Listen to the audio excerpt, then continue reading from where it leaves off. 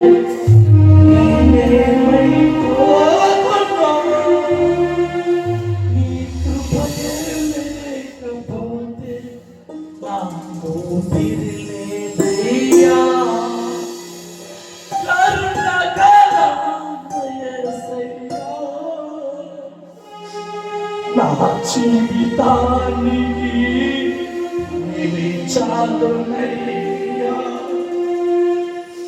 నీ ప్రేమే చూపకపోతే నేనేమైపోదును. నీ కృపయే లేకపోతే నాకు ఊపిరి లేదయ్యా, నాకు ఊపిరి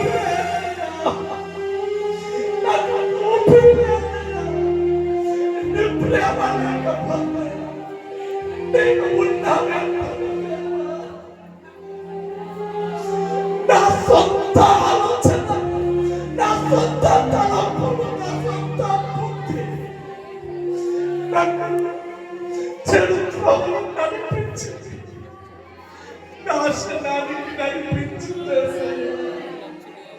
నాశనానికి నడిపించింది. ఈరోజు నా సొంత ఆలోచనలు కాదు, నా సొంత నిర్ణయాలు కాదు, నా సొంత బుద్ధి ఆధారం చేసుకో. నీవే లేకపోతే నాకు ఊపిరి లేదయ్యా. కరుణగా యేసయ్యా, నా జీవితానికి నీవే తోడు యేసయ్యా. యేసయ్యా, అందరి చేతులు అలాగున జోడించి శిరస్సు వంచి తలలు వంచి, యేసయ్యా నీ ప్రేమ చూపకపోతే,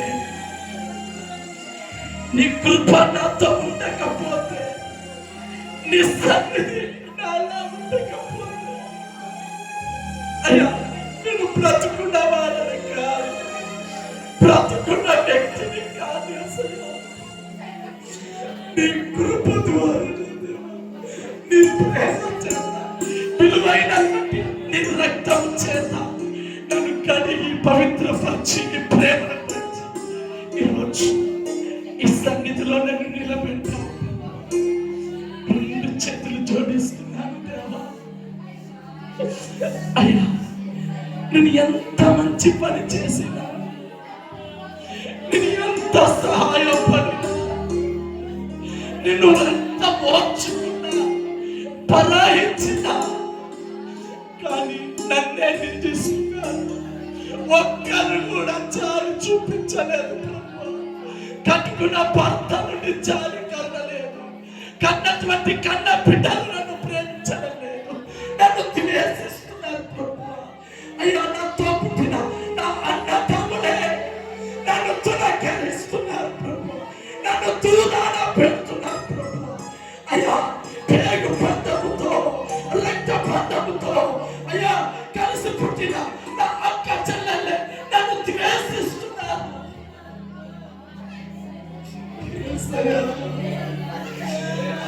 నీవు ఎవరి ప్రేమను నోచుకోలేదు ప్రభు, ఎవరి ప్రేమను పొందుకోలేదు ప్రభు,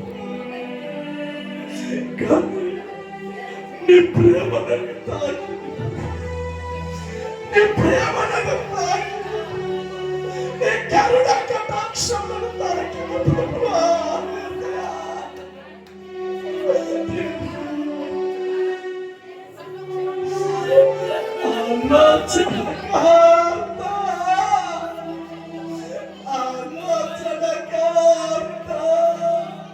నాకు సహాయము చేసి ఉన్నవయ్యా.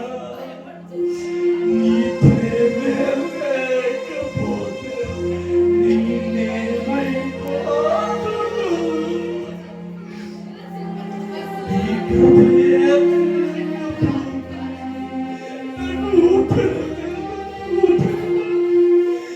చుట్టూ ఎన్నో దురాత్మలు తిరుగుతున్నాయి ప్రభువా. నా చుట్టూ ఎన్నో శక్తులు తిరుగుతున్నాయి ప్రభువా. నా చుట్టూ ఎన్నో వ్యాధులు తిరుగుతున్నాయి.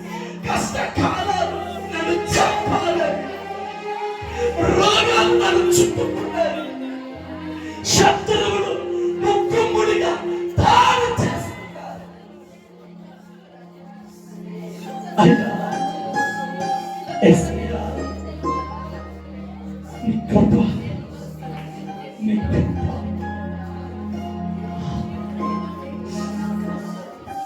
యేసయ్యా, అలా ప్రభు సన్నిధిలో మోకరించి ఆయన కృప కొరకు, ఆయన కనికరము కొరకు, ఆయన యొక్క దయాదాక్షిణ్యము కొరకు రెండు చేతులు చాచి, నీ ప్రేమ లేకపోతే నా బ్రతుకు లేదయ్యా, నీ కృప లేకపోతే నా ఊపిరి లేదయ్యా. నిజంగా వాస్తవంగా కొంతమంది పిల్లలకు తల్లిదండ్రుల ప్రేమ లేదండి. కొంతమంది తల్లిదండ్రులకు కన్న బిడ్డల ప్రేమ లేదండి. ఒక కడుపున పుట్టిన అన్నదమ్ముల అక్కచెల్లెల మధ్య ప్రేమ, అనురాగము, కరుణ కటాక్షము లేదండి. శత్రువులు ముక్కుముడిగా దాడి చేసిన సమూహం అంతా కలిసి ఏకమై మన మీద చేసిన పలకరించే నాథుడు లేడండి. ఇదిగో ఒక యవనస్తుడు యెరూషలేములో నుండి యెరికోకు ప్రయాణం వెళ్తున్నాడండి. ఓ యవనస్తుడు యెరూషలేము నుండి యెరికోకు బయలుదేరాడు. ఉన్నత స్థలముల నుండి పాడైపోయిన స్థలములోకి బయలుదేరాడు. కారణం తన సొంత ఆలోచన, కారణం తన మనసు ప్రేరేపించినట్టుగా నడక ప్రయాణం ప్రారంభించాడు. అరే, ఈ ఎరుకో పట్టణానికి వెళితే, ఈ ఎరుకో గ్రామానికి వెళితే, ఈ ఎరుకోలో నాకు క్షేమం ఉండదు, నాకు మేలు ఉండదు అని గ్రహించలేనటువంటి ఒక మూర్ఖుడు, హంకారి, స్వేచ్ఛమైనటువంటి ఉన్నత స్థలముల నుండి, ఉన్నతమైనటువంటి పర్వతం నుండి, యెరూషలేము నుండి తిరిగి వెళ్ళిపోతున్నాడు. కానీ ఈ యవన బిడ్డ దొంగల చేతులు పడ్డాడండి. దొంగల చేతులు పడ్డాడు. ఆ దొంగలందరూ ముక్కుముడిగా అతనిపై దాడి చేసి అతని దగ్గర ఉన్నటువంటి సొమ్ము సొత్తంతా లాక్కొని వస్త్రాలన్నిటిని తీసేసుకొని అక్కడ వదిలిపెట్టిపోయాడు. ఎవరు కూడా అతని మీద జాలి చూపించలేదు.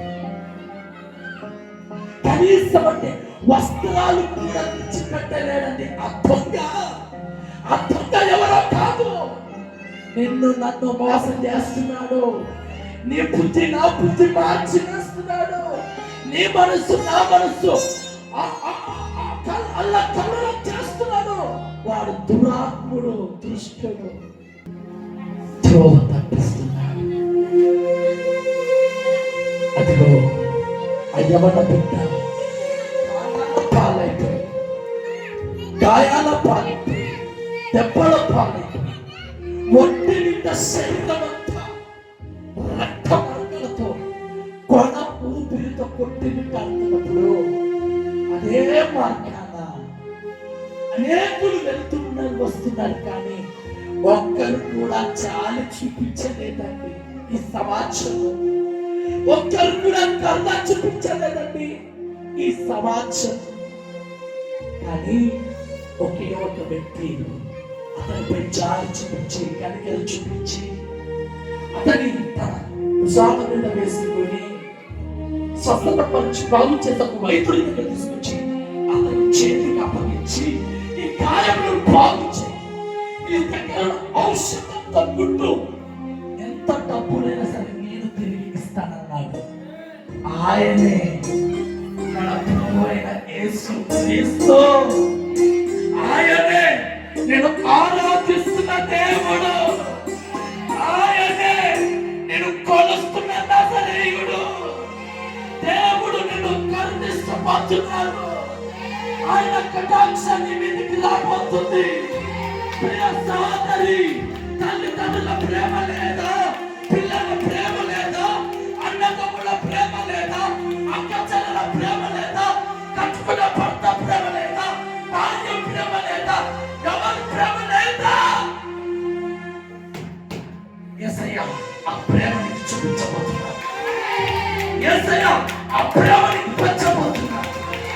ఆయన వద్దకు వస్తే ఈ ప్రేమ అనేకులను చెత్తకు నడిపించబోతుంది. అడగండి, క్రీస్తు యేసు ప్రేమని కావాలి. ఆయన ప్రేమ నీలో ఉండాలి. యెరూషలేము వదిలిపెట్టి వచ్చావేమో, యెరికోకు ప్రయాణం వెళ్తున్నావేమో. యెరికో నిన్ను మోసం చేస్తాను. యెరికో నిన్ను పడగొడతాను. యెరికో నిన్ను దొంగల పాలు చేస్తాను. కానీ యెరూషలేము ఇదిగో ఇదిగో వెలుగుతున్నటువంటి దివిటీల మధ్యలో నిన్ను నిలబెడతాను. యెరూషలేము ఆయనతో అనుబంధాన్ని కలిగి జీవిస్తాను. అక్కడ నీ అవసరాలు తీర్చబడతాయి. అడగండి, నీ కృప, నీ జాలి, నీ కనికరం, నీ ఆలోచన, నీతో సహవాసం నాకు కావాలి. నా సమస్తం అంతా నీకు అర్పిస్తా. నాకు ఇచ్చిన అంతటిని నీకు అర్పిస్తా.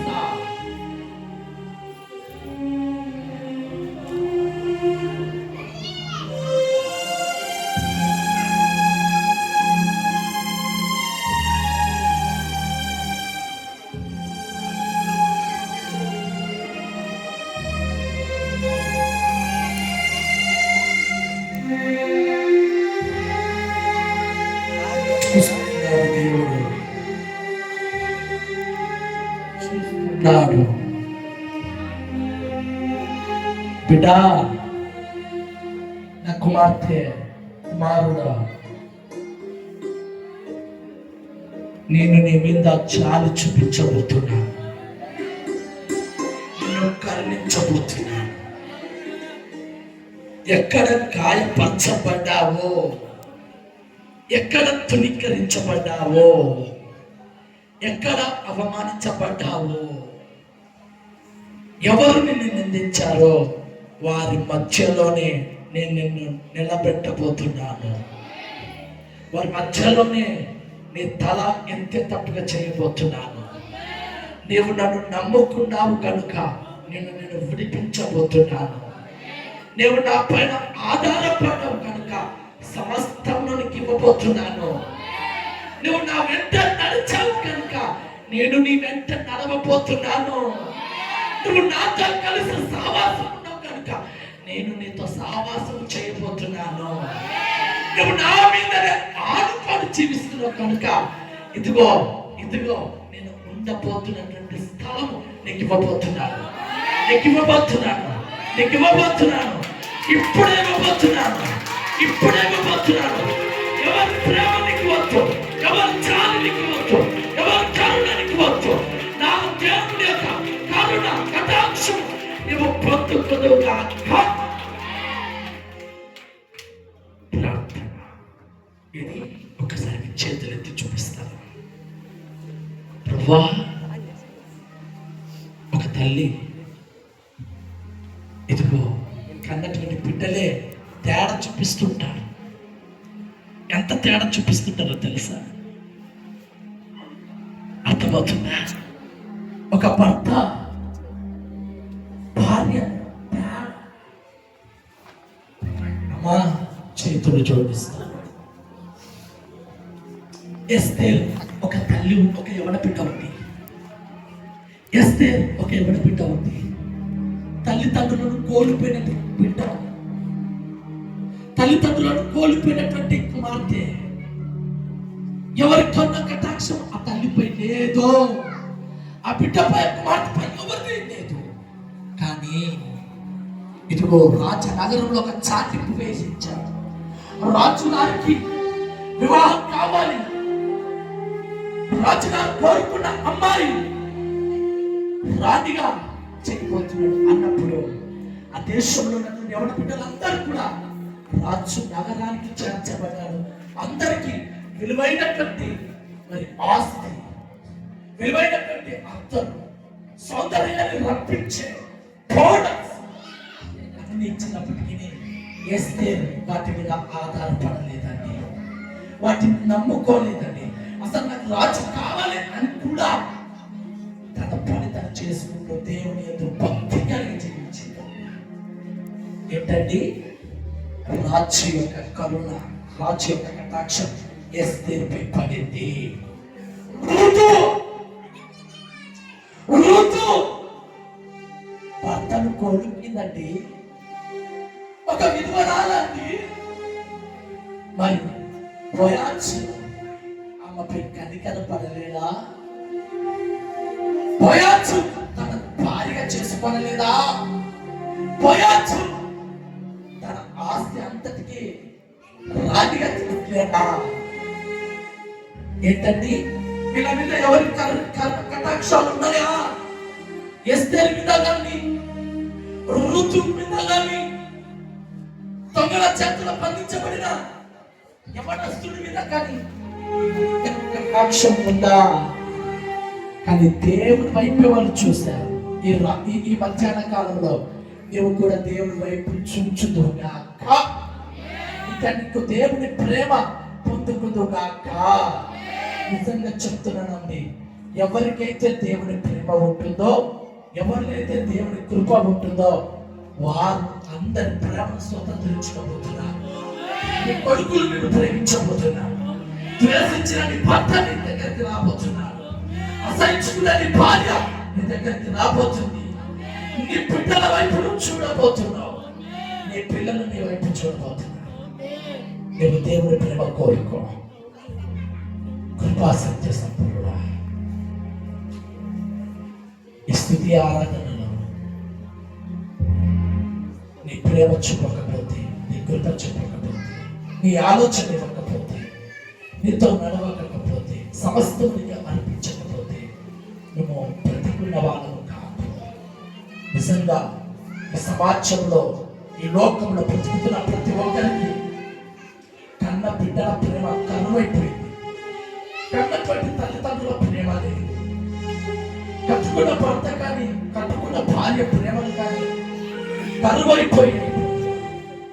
ఒకరికొకరు ద్వేషాలు, అసూయలు పెంచుకొని పగతో ప్రతికారాలతో తిరుగుతున్నటువంటి సమాజంలో ఉన్నాం. కానీ నీ ప్రేమ నాకు కావాలి. ఋతు పైన బోయాజుకు ఎలా కటాక్షం కలిగిందో, ఎస్తేరు పైన రాజు యొక్క కటాక్షం కలిగి ఆ కిరీటాన్ని ఆ యవన బిడ్డపై పెట్టాడో, దొంగల చేతిలో బంధించబడి గాయాల పాలైపోయినటువంటి అతనిని ఎలాగైతే నువ్వు చేత తీసావో, నీ కటాక్షం చేసావో, ఈరోజు మా పైన అలాంటి కటాక్షం కళలో చేయదుగాక. నీ జీవాన్ని, నీ ప్రేమను, నీ ఆలోచన మాకు పై చేయదుగాక. ప్రతి ఒక్కరిని ఈ సంఘంలోకి నడిపించుకుంటుగాక. యేసు క్రీస్తు నామములో అడుగుతున్నాము తండ్రి. ఆమేన్, ఆమేన్, ఆమేన్.